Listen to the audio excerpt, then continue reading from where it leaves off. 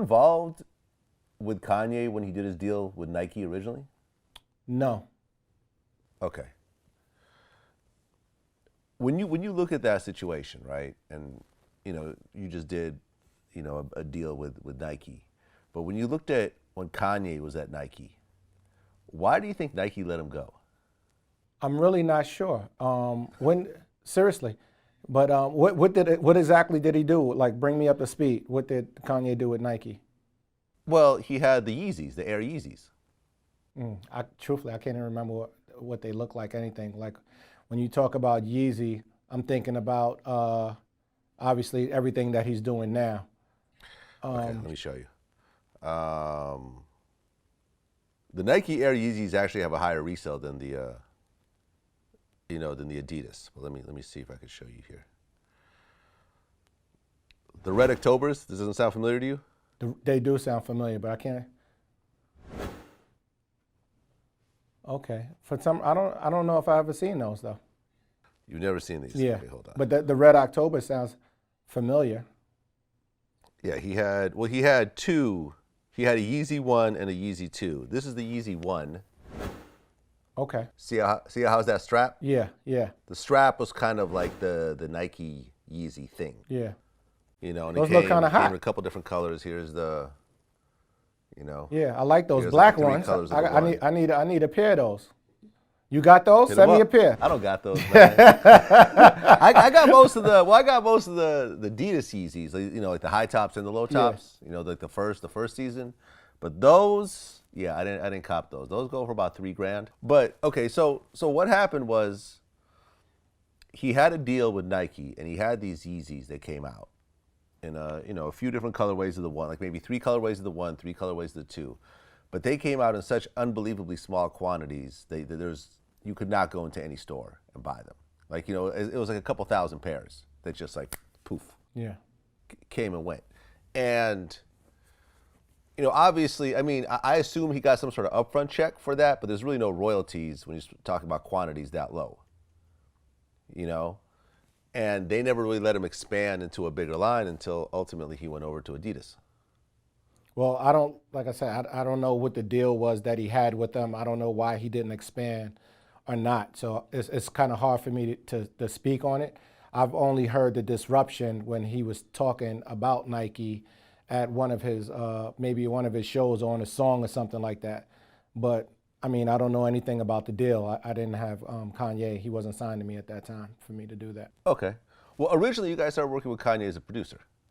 Yes. So his first single was on Beanie Siegel's first album, The Truth. Okay. Because I just interviewed Razzcast earlier today, and he was talking about how when he was working with Dre, when Aftermath was first starting, Kanye was over there producing. Kanye's over there making beats. Like, yeah, it's just a whole different. Kanye? Yeah, my nigga. Was that early Aftermath? Early Aftermath. It wasn't making even called beats Aftermath. for Dre? He was making beats. Kanye had a deal with Jay Z, with Roc-A-Fella. They had first right of refusal, but then if they didn't pick it, then he could make beats for whoever else. But if Roc-A-Fella approved.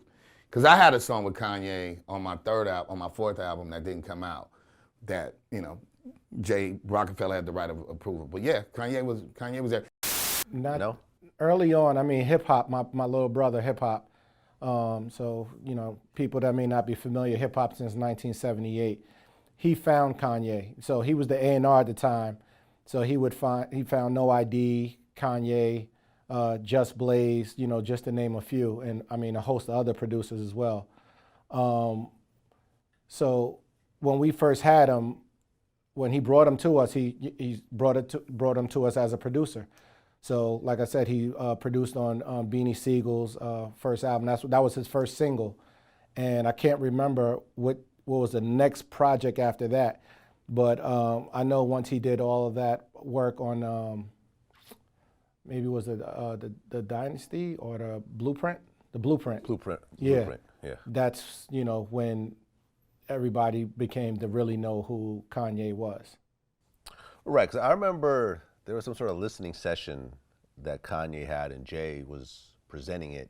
And he was talking about how when he first met Kanye, he wanted to hear the beats, but Kanye just kept rapping for him. That's Kanye, yeah. Kanye will play the beat and rap to it. He'll play the beat that he made for you, and then he'll jump on the table and start rapping to the beat.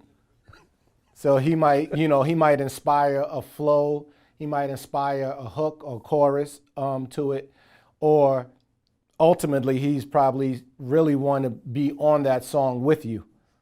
You know what I mean? But yeah, Kanye was always animated. He was always a great artist. Obviously producer and rapper. And then, as a rapper, he actually came into his own, and, now is known for, one of the best.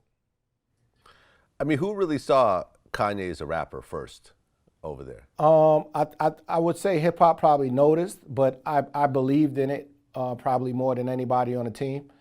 When I heard Kanye's album, I thought it was something that was ahead of his time. I didn't think that a lot of people was listening to that type of music with that type of message, and sonically how it sound and lyrically what he was saying was so dope to me. I just seen huge potential in it. So Dame liked it, and he just like, well, this is dope. Let's just put everybody on the album, on Roc-A-Fella, and break it and break him as a group, kind of like what we did with the Dynasty. But I seen the genius of it, so I wanted to put it out solo. And then after chasing Through the Wire and getting so much traction on that, because I actually hired an independent radio team because Def Jam didn't believe in him neither. So I hired somebody myself, John from Don't Think Twice. And we had started to get traction at 2 radio stations, I believe, or 3, for Chicago, Baltimore, Virginia, DC.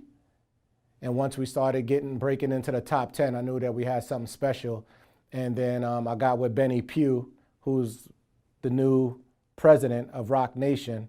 And he was doing work in radio, doing promotions at Def Jam at that time. And he and I worked that record.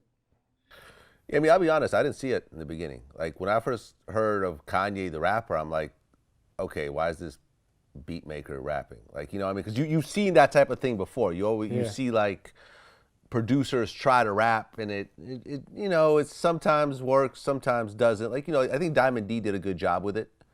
So, but when you're saying you heard it, you heard the album, or you heard... No. Like, I was hearing some of, like, the early stuff. Yeah, so that's what I'm saying. With me being in the studio and damn near living there, with our A&Rs and a bunch of our artists, I'm hearing a lot more. So I'm seeing the potential. I'm hearing the full body of the album. I'm listening to the album sequenced and feeling the impact and listening to it over and over and over again. So I actually picked the next 2 singles after that because I seen the setup. I knew what he wanted to do, but I just figured a better way how to do it. Right, because I remember when Through the Wire came out, I'm like, it's cool. It's different. It's cool. And then I remember I was in the studio with Kanye and Common when they were working on Common's album, and Kanye played me slow jams, before it came out, and I'm like, oh, okay, this is what you're doing over here. Yeah. Oh, okay.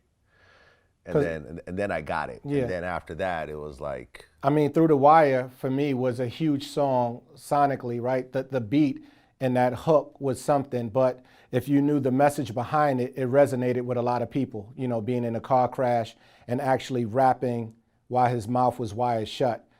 So a lot of times when people, even with fashion today, right, people gravitate towards something once there's a story to be told where people can really buy into that lifestyle and movement. And there was a lot of, there was a lot to tell with Kanye. One, with his hunger, his talent, but, almost dying in a car crash and having his mouth wired shut, and then being relentless saying, look, I'm making this song while my mouth is wired shut and calling it Through the Wire. I mean, it just showed the genius that he was capable of. Yeah. He hasn't stopped since.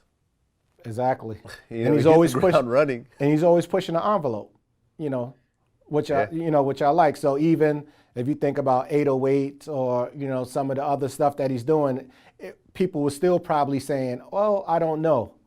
like he always gives you that, well, I don't know, but it doesn't really matter, as long as it's true to him. And he's getting across the message that he wants to relay at that time. Yeah. I mean, when you see where him and Jay are right now, I mean, do you see a resolution to this, knowing both of them so well? Yeah, I don't think that I think the public is probably making it out a little more than what it is. Obviously, Kanye went on that rant, but Jay addressed it as well. I mean, it's love there. We all brothers, so I don't see this as being some huge beef that can't be squashed or anything like that. If they're not speaking already.